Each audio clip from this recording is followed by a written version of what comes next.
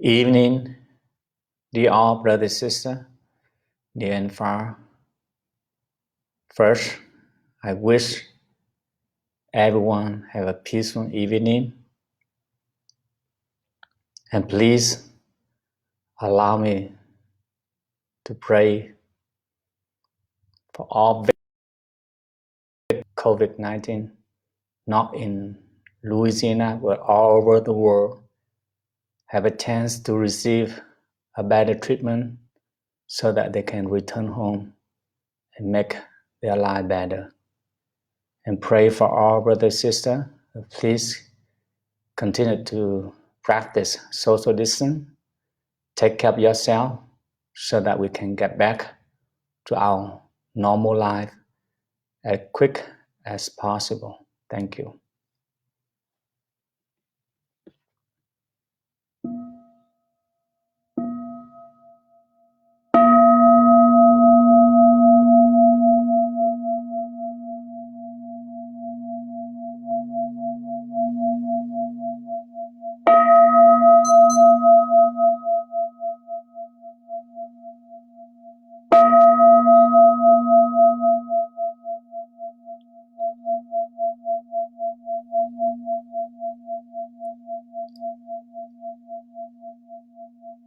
Ba nghiệp lắng thanh tình,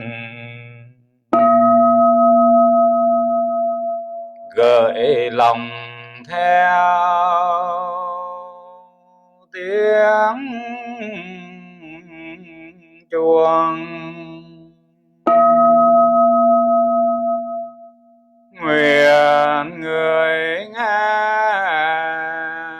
tỉnh thức vượt thoát nẻo đau buồn. Nam mô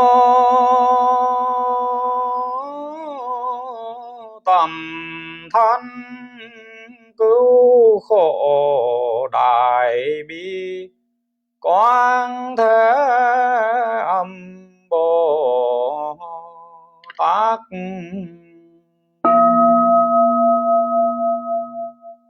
Nam mô Tầm Thánh Cứu Khổ Đại Bi Quán Thế Âm Bồ Tát. Nam mô Tầm Thánh Cứu Khổ Đại Bi Quán Thế Âm Bồ Tát.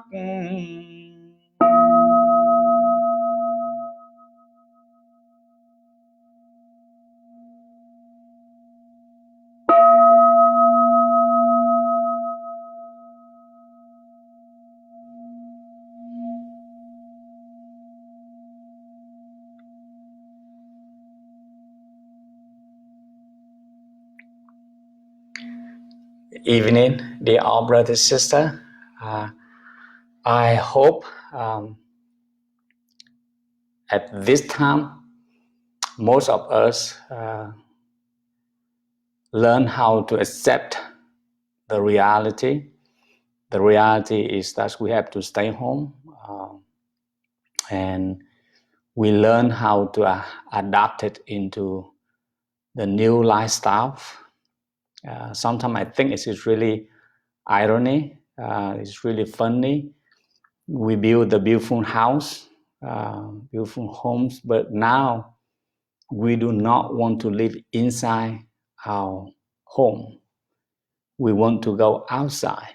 That is really interesting if you think deeply. Some brothers and sisters, honestly, to share their thoughts with me, I said they feel uncomfortable to stay inside their home is quite so long.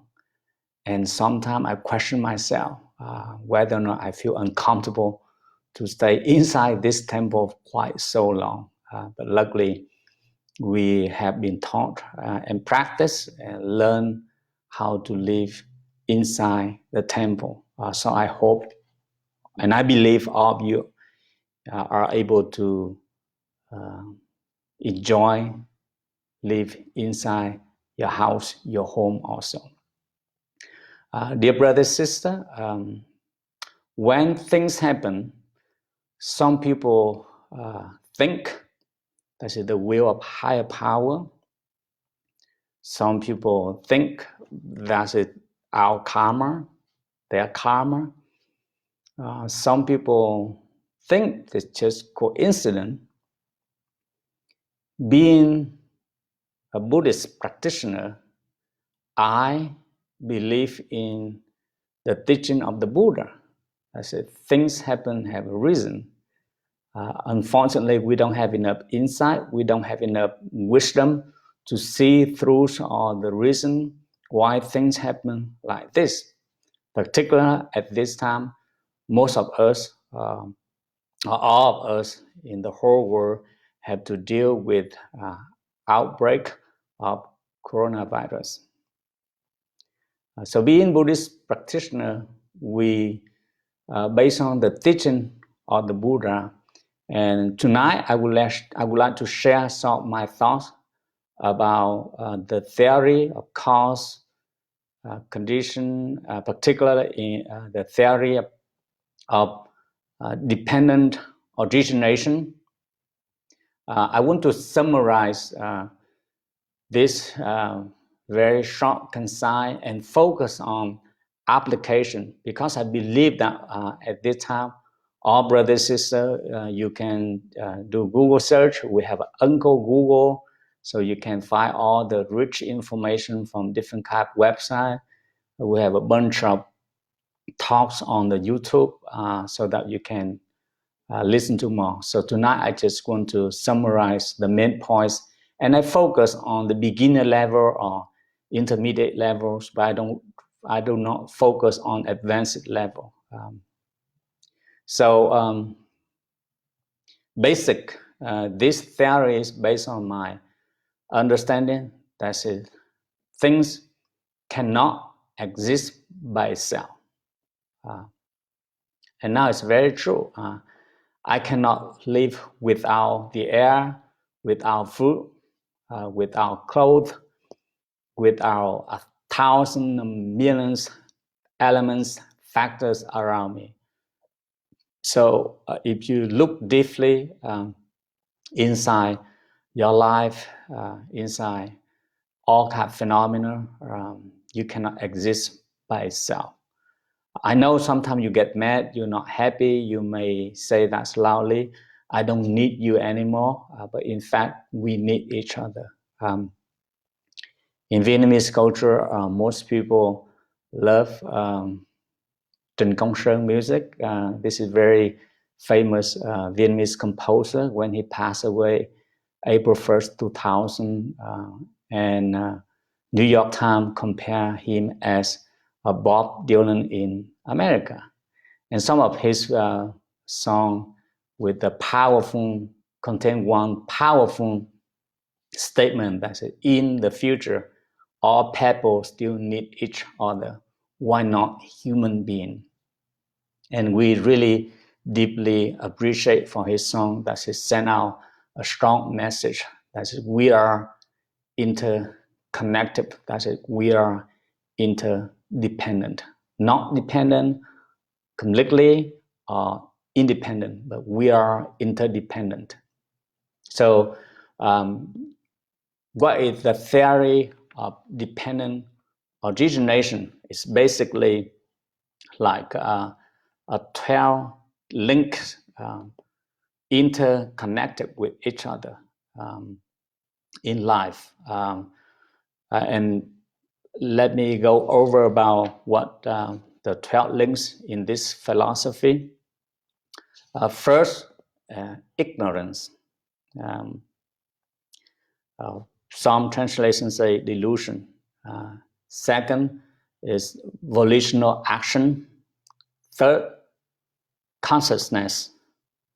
4, forms or name.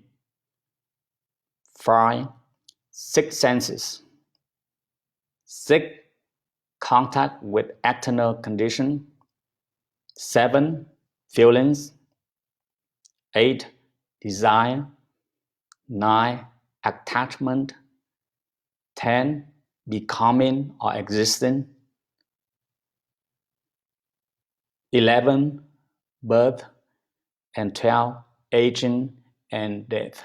So this is 12 linked together in one life, things existing in our life. Let me elaborate more in each factor. In Buddhism, and I strongly believe this is the right time to re-emphasize that most of the problems in our life, in our family, in our society, is come from lack of understanding, or Buddha said straight to the point, ignorance. I remember when I mentioned about the first factor of this 12 link, ignorance. My Zen master many years ago, when he asked all the monks, do you believe that sometimes you make mistake, or many times you make mistake because you lack of understanding or you live in ignorance? And all of us say yes. Then he questioned back, but why you get upset when someone say you are stupid? And all of us laugh loudly. And then it's really touched my heart when he questioned back with the simple question. That is, when we are at peace and calm, we acknowledge that is all the problems in our life is come from our ignorance or lack of understanding. And it's very true. Most of us, when we argue each other for any reason, because of we have a different perspective, different personalities, different opinions. So learning about Buddhism, we have to remind ourselves that our knowledge is very limited.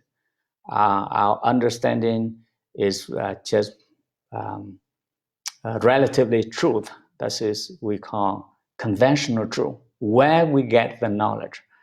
I like the book with the title, How Do You Know What You Know? And when I ask this question for myself every day, how do you know what you know? How do I know what I know? So basically, the knowledge we have is a combination.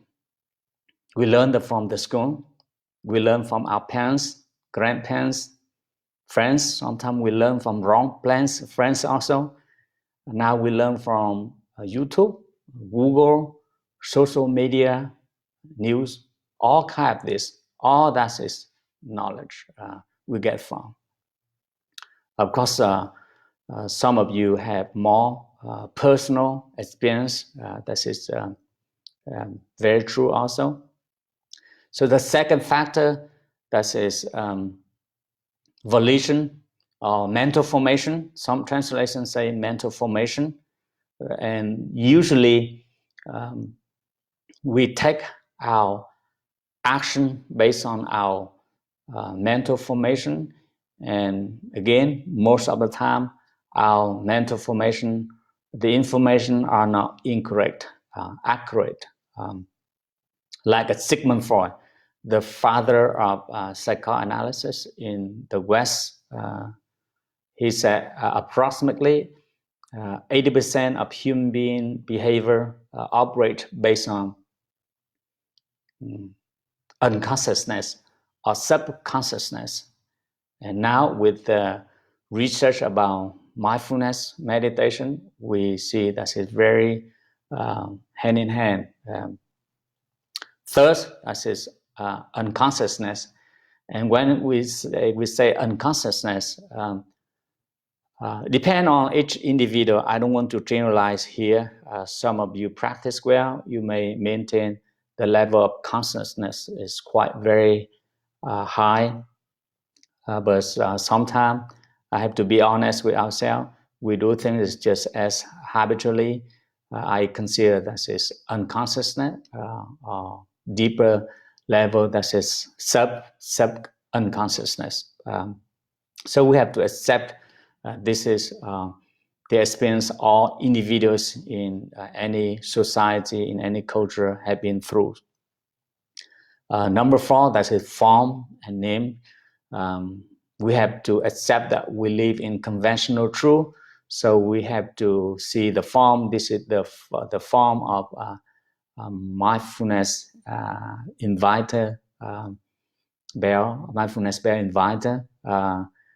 This is mindfulness bell, and in my back, that is the form of the lamp or the picture.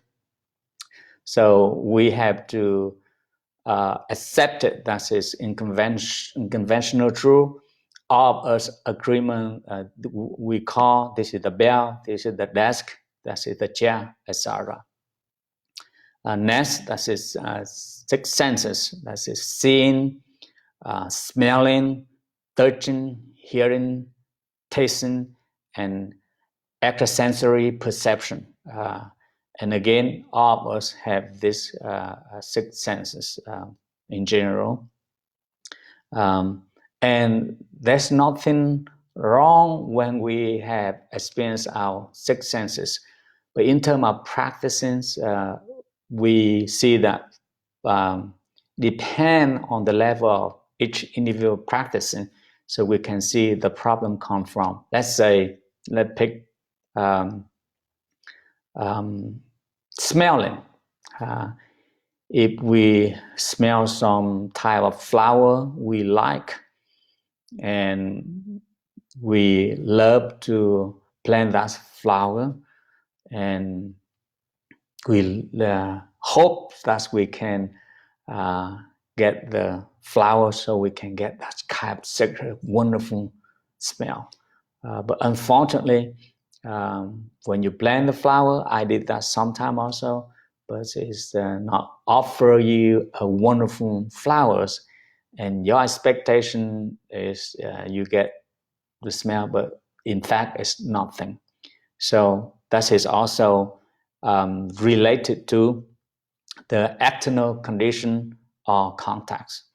So when our eyes see something outside, in terms of practicing, we should perceive and practicing, see things as it is, see things as they are, so that we just let go a little bit better and easier.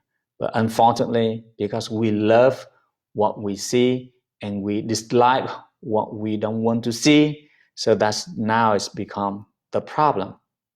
And that's when our eyes, ears contact with external condition, and is create the feelings. And feelings could be positive, could be negative, could be neutral. So it depends. So in terms of practicing, this is the right place to focus on. That is when we smell something, when we see something, what kind of feelings, what kind of emotion we experience moment by moment, we should be aware of that. We don't deny. For example, I like to see the live oak in this temple is green forever, quote unquote. So when the fall season coming, the winter time coming, all the green leaf is changing to brown and falling down. I learned how to accept it, and I should not attack into the form, the green of the leaf, so I don't create the own suffering for myself. So again, the next factor that is desire. So in terms of desire, we have a positive desire, and we also have a negative desire. My understanding, desire is not bad. but we have to be aware of the personal level of expectation of your desire. I think most people in our society believe that we motivate each other because each person have a desire to do something good, a desire to do something better for our society. But we should not let our desire up to the point that says we cannot get what we want, then it's become the problems. For example, we desire all scientists get the vaccine for COVID-19 as early as possible. Some of you may have desired the local government or federal government lift up the order of shelter in the place as soon as possible so that you can get back to the normal. But we don't know how long they take. So that kind of desire could become an issue. But when we be aware of this, we just let it go rather than do not let our desire become attachment. Now you become to an attachment.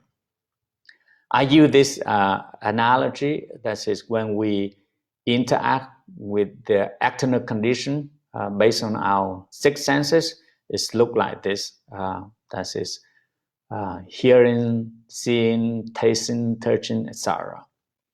But when we say attachment, it means like this. That is, you try to hold on this, cling on that. That is then become the problem. And next factor is becoming or existing. Deep down inside, every one of us, we want to be existing in somehow, some way. That's the reason I believe that most parents, when they live together, the couple marriage, they want to have a children because they want to see their life as continuation when they have a baby, when they have a children.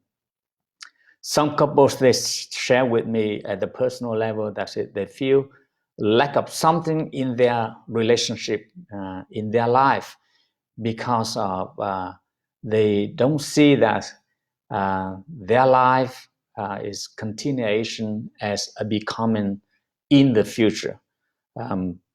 So that is very common sense. And next factor, that's the birth. And finally, aging and dying. So this, I just summarize, this is the 12 links is related to each other as it could be directly or indirectly, but in life when we contemplate, we will see that things happen is kind of as a domino effect. It's related, is continuation and inter-affective.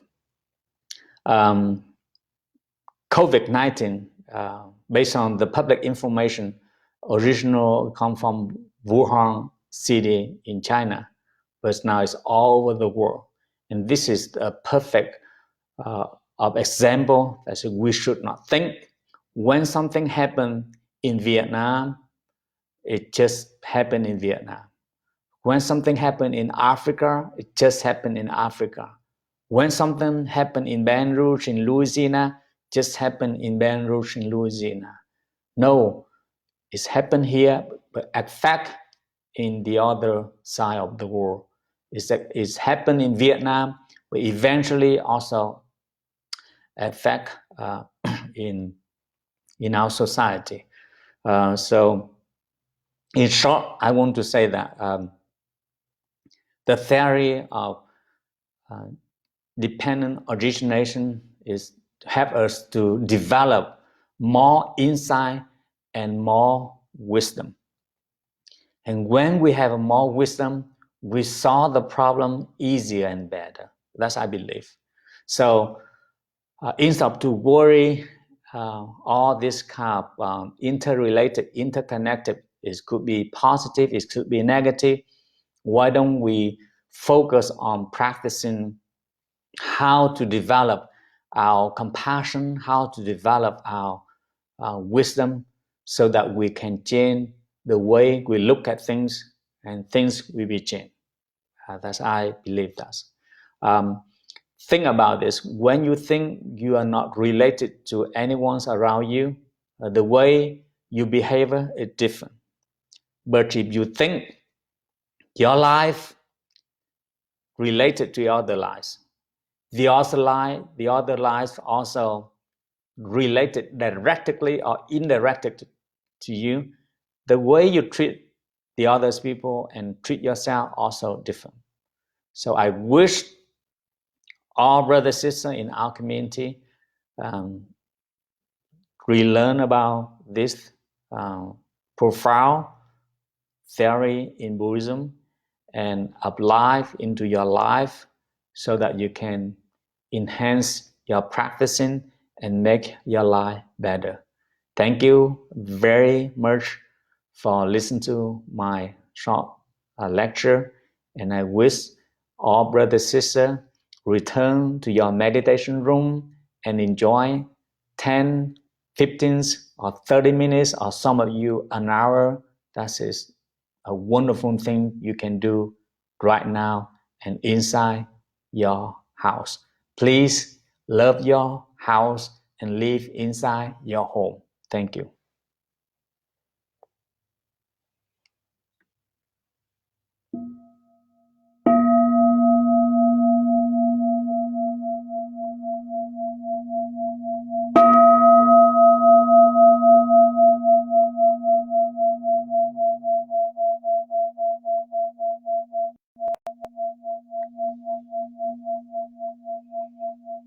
Nguyện đem công đức này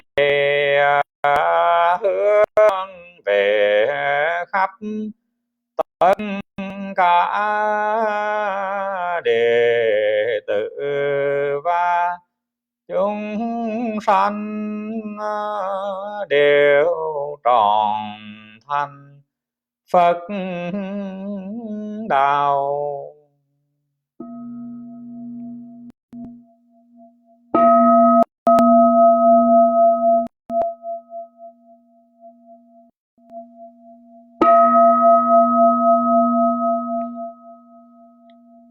Thank you.